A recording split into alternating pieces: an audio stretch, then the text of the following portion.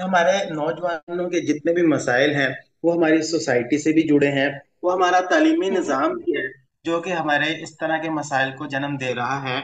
हम जो डिग्री कर रहे हैं हम वो करना नहीं चाहते, और जो हम हम्म। करना चाहते हैं वो हम कर नहीं रहे। तो बहरहाल ये सारे मसाइल पैदा हो जाते हैं, और अल्टीमेटली हमें इनकी आइडेंटिफिकेशन नहीं हो रही होती कि वाकई ही ये मसाइल मौजूद हैं, एग्जिस्ट करते हैं या नहीं करते।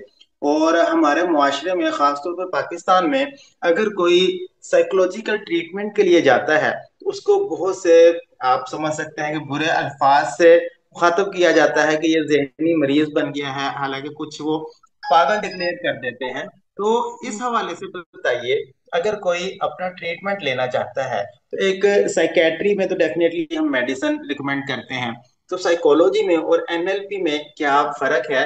और जितने भी चैलेंजेस आपने जिक्र किए हैं एनएलपी में, आप उसको किस तरह से ट्रीट करते हैं? जी। बहुत अच्छा क्वेश्चन है इस पॉइंट से कि लोगों को आज थोड़ी सी इस बारे में अवेयरनेस हो जाए कि एक एनएलपी प्रैक्टिशनर क्या कर रहा है, एक साइकोलॉजिस्ट क्या कर रहा है, एक साइकियाट्रिस्ट क्या कर रहा है। साइकियाट्रिस्ट का आपने बता दिया कि वो जी। डायग्नोसिस और ट्रीटमेंट और मेडिसिन के साथ जो है वो उनका बहुत जो है रिलेशन है, और वो अपने जो है पेशेंट्स को ट्रीट करते हैं। जी। जहां तक बात है, अब थोड़ा सा पहले मैं आपको ये बता दूं कि हमारी सोसाइटी में आज भी इस चीज के ऊपर बहुत बड़ा टैबू है कि हम मेंटल हेल्थ के ऊपर बात करें। जब सफरिंग है, एक शख्स को ये नहीं पता अपनी उस साइकोलॉजिकल सफरिंग में कि मैंने जाना कहाँ है, ठीक है, जी। किससे मदद लेनी है। हमारे यहाँ पे कोई अनफॉर्चुनेटली सपोर्ट सिस्टम नहीं है। तो अगर आप चाहे आप स्कूल लेवल से लेके यूनिवर्सिटी लेवल पर तक देखें, हमारे यहाँ पर कोई ऐसा काउंसलिंग सेटअप नहीं है, कोई कम्युनिटी नहीं है जहां पर एक स्टूडेंट जाकर अपनी जो है वो क्या है, उस साइकोलॉजिकल इशू को एड्रेस कर सके। तो जी। कम्युनिटी लेवल पे ये बहुत जरूरी है कि हम जो है उस कम्युनिटी में अवेयरनेस लेकर आए। अभी तक हमारा कंसेप्ट जो है एक मेंटल हेल्थ की सर्विसेज का, वो सिर्फ एक क्लिनिक बेस तक रह गया है कि आपको ऐसा कोई ही। मसला है, आप क्लिनिक पे जाएं, एड्रेस करें, साइकोलॉजिस्ट के पास जाएं, साइकियाट्रिस्ट के पास जाएं। मैं कहती हूँ कि हम कम्युनिटी लेवल पे ये क्यों नहीं स्टार्ट कर सकते। आप अपनी कम्युनिटी में, मस्जिदों में, एनजीओ के थ्रू, वर्कशॉप्स के थ्रू, ट्रेनिंग्स के थ्रू, यूनिवर्सिटी लेवल पे ये जो है हाईलाइट क्यों नहीं कर सकते, कि अवेयर क्यों नहीं कर सकते कि हम इन चैलेंजेस, ये जो सारे चैलेंजेस है साइकोलॉजिकली, जिन्हें बहुत ही अकेले जो है वो सफर कर रहे हैं आज नौजवान, वो जी। एड्रेस कैसे कर सकते हैं, वो क्यों नहीं कर सकते वो एड्रेस जो है वो प्रॉपर टाइमिंग पे। तो अगर वो जी। जी। एड्रेस करेंगे तो उनके बहुत से मसाइल हल होना शुरू हो जाएंगे। फिर यहाँ बिल्कुल। पर ये कि एक एनएलपी प्रैक्टिशनर किस तरह से अपना रोल प्ले कर रहा है। NLP is just like neuro linguistic programming.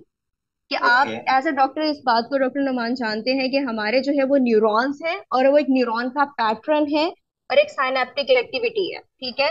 और आप जितने स्ट्रांग आपकी वो बिलीफ सिस्टम होगा, आपका अनकॉन्शियस इतना ही स्ट्रांग होना शुरू हो जाएगा किसी भी चीज के लिए। आप उसे कमांड करेंगे कि आई एम वर्दी, तो आप उतना ही लाइफ में वर्दी फील करेंगे और अपना आउटपुट देंगे। और अगर आप अपने आप से, आपकी यही सेल्फ टॉक होगी कि I am the failure, I am worthless, मेरी तो कोई जो है यहाँ पर वैल्यू ही नहीं है, मैं तो हूं ही विक्टिम, होता ही मेरे साथ बुरा है, तो फिर आपका अनकॉन्शियस भी वो सब पिक करता है। तो यहाँ जी। पर आने वाले जो क्लाइंट्स हैं या आने वाले शख्स को, कि क्या है कि एनएलपी जो है एज अ प्रैक्टिशनर क्या कर रहा है कि वो उसके ब्रेन की रीवायरिंग कर रहा है।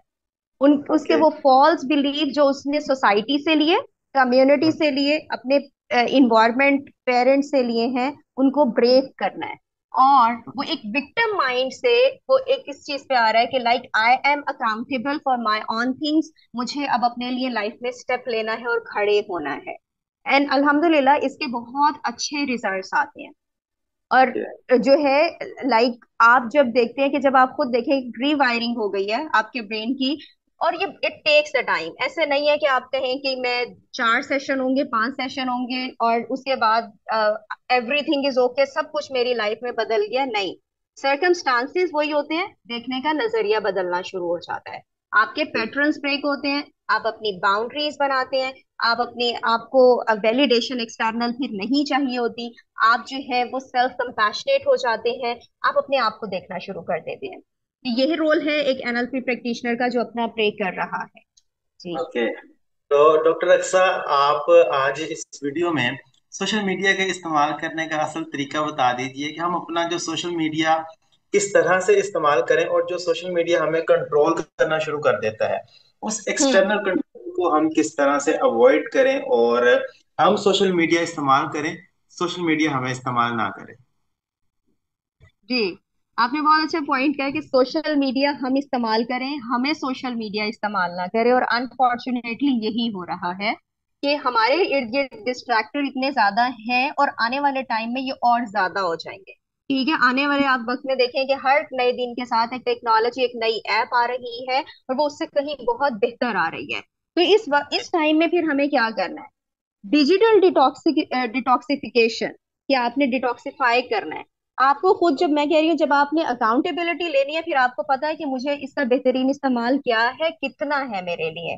ठीक है, फिर जी आप डूम स्क्रोलिंग नहीं करेंगे कि आप बैठे हुए हैं और दो दो तीन तीन घंटे लगे हुए हैं।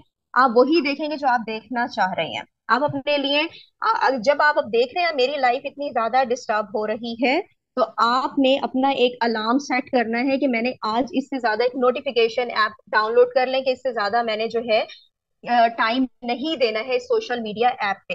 ठीक है, कुछ टाइम के लिए डिस्कनेक्ट हो जाए, कोई फर्क नहीं पड़ता। हमें शायद लग रहा होता है कि हमने अगर 2 दिन मोबाइल ना उठाया, तीसरे दिन हम जो इस दुनिया से तो कट ऑफ ही हो जाएंगे, एक्सटर्नल वर्ल्ड से कट ऑफ हो जाएंगे, और पता नहीं हम कितने पीछे रह जाएंगे। जबकि ऐसा नहीं है। ये हम एक कह लें कि हमारे अंदर एक हार्मोनल चेंजेस अब आना शुरू हो गए, इस लिहाज से कि एक हमें इमीडिएट डोपामिन रश चाहिए। हम जी इमीडिएट ग्रेटिफिकेशन की तरफ जाते हैं, अभी चाहिए, अभी देखना है। नहीं हुआ तो पता नहीं एक बहुत बड़ा लॉस हो जाएगा। तो हमें जी सबसे पहले अपनी रूटीन में अपने देखने की जरूरत है कि किस तरह हमने डिजिटल डिटॉक्सिफिकेशन करनी है। कौन सी ऐसी एप्स हैं जो रखनी है मोबाइल में, कौन सी ऐसी अननेसेसरी एप्स हैं जिन्हें हमें जो है वो डिलीट करना ही करना है।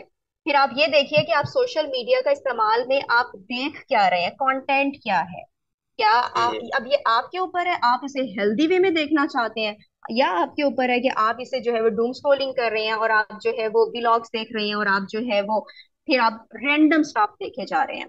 और जो कुछ भी आप कंज्यूम कर रहे हैं, कहने को आप कहते हैं कि हम एंटरटेन हो रहे हैं, बट अगर आप रियल सिनेरियो में देखें, आप एग्जॉस्ट हो रहे हैं, आप कंपैरिजन कर रहे हैं, आप इमोशनली सप्रेस हो रहे हैं, आप साइकोलॉजिकल इश्यूज की तरफ जा रहे हैं। लेकिन इसके रिजल्ट शायद हम इग्नोर कर रहे हैं आज, क्योंकि हम इस चीज को बहुत आराम से कह देते हैं कि लाइक मेरा आज मूड नहीं है, मैं आज जो है मैं प्रोक्रास्टिनेट कर रही हूँ, मेरा मैं आज सुस्त हो रही हूँ। अगर आप इसके लॉन्ग टर्म इफेक्ट में देख रहे हैं, तो आपको पता चलेगा कि आपके कुछ पैटर्न्स डेवलप हो चुके हैं। आप अपने फियर्स के साथ हैं जो आप दुनिया को फेस नहीं करना चाहते हैं। आप अपने कुछ जो है कंपैरिजन जेलसी फैक्टर्स के साथ है, जिसकी वजह से आज अपने साथ बैठे हुए हैं। तो जब आप ये इन रियल केस में आप रियल सिनेरियो से रियल सिनेरियो पे जाएंगे, तो आपको पता चलेगा कि आपकी लाइफ अफेक्ट वो कितनी रही है। तो अकाउंटेबिलिटी तो लेनी पड़ेगी, अगर नहीं लेंगे तो फिर आपके इसके लॉन्ग टर्म इफेक्ट्स हैं। जी। जी डॉक्टर अक्स साहब, आपका बहुत बहुत शुक्रिया, आपने इतनी कीमती बातें बताई हैं। और मैंने रिसेंटली एक वीडियो अपलोड की थी कि मोबाइल इस्तेमाल करते वक्त हमें किस तरह से कंधों में, गर्दन में, कमर में दर्द का सामना करना पड़ता है। और आज आपने मोबाइल इस्तेमाल करते वक्त जो हमें जहनी अमराज का सामना करना पड़ता है उनको बहुत तफसील से बयान कर दिया। और आज हमने खास तौर पर सोशल मीडिया के हवाले से बातचीत की है। तो मैं उम्मीद करता हूँ कि हमारे देखने वालों को आज की इस वीडियो से बहुत फायदा होगा। अगर देखने वाले कोई बात पूछना चाहते हैं तो वो हमसे कमेंट्स में पूछ सकते हैं। और इंशाल्लाह इन फ्यूचर भी मैं आपसे मुख्तलिफ टॉपिक्स के ऊपर इसी तरह बात करता रहूंगा। तो आपका बहुत बहुत शुक्रिया अपना टाइम देने का, और हमारे देखने वाले अपना फीडबैक देना मत भूलिए। और अगर आप डॉक्टर अक्सा से 1-to-1 सेशन लेना चाहते हैं, अगर आप इस तरह के मसाइल का शिकार हैं, तो आप दिए गए नंबर्स पर राब्ता करके डॉक्टर अक्सा से 1-to-1 सेशन ले सकते हैं। बहुत अच्छा गाइड करती हैं, और जो हमें खास तौर पर यंगस्टर्स को डिफरेंट मसाइल का सामना है उससे निजात दिला देती हैं। डॉक्टर अक्सा, आपको बहुत बहुत शुक्रिया। अल्लाह हाफिज। अल्लाह हाफिज।